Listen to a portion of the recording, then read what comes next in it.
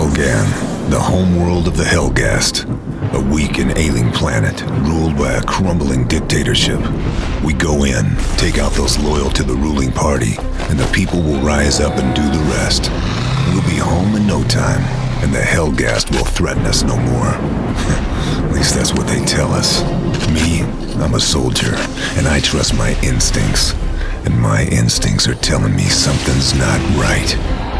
Guess we'll find out soon enough.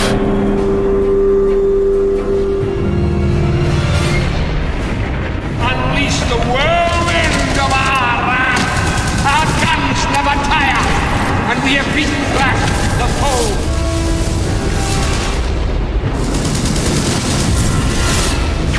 So we had this idea of a massive planetary invasion, and in Killzone 2 it's actually the first time that we're taking the war to the home planet of the Helghast. You're outgunned, you're outnumbered, and the notion is that you never quite feel safe. In Killzone 2, the theater of war and the feeling of war is really all around you. It's the ISA battlecruisers in the sky that remind you of the epic war that you're fighting on the planet, but it's also the small things like walking around Helgan planet.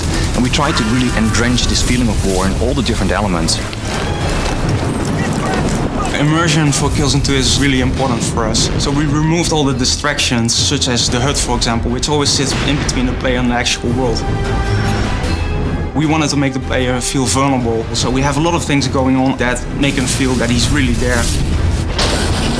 The other thing we try to do is make the player feel physically connected to the world. There is this valve that you can turn, and you use the 6-axis controller. That really makes the player feel more immersed. We've made everything first person. For example, helping a buddy up a higher area is in first person. If the player dies, the camera will fall over in first person. Because every time you pull out the camera and make a third person shot, it breaks the sense of immersion.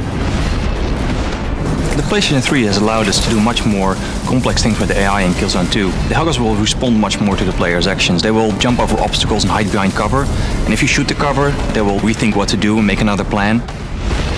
The hit response system in Killzone 2 has become one of the most important mechanics in the game. And to make that as realistic as possible, we spent a lot of time on making this system really work well.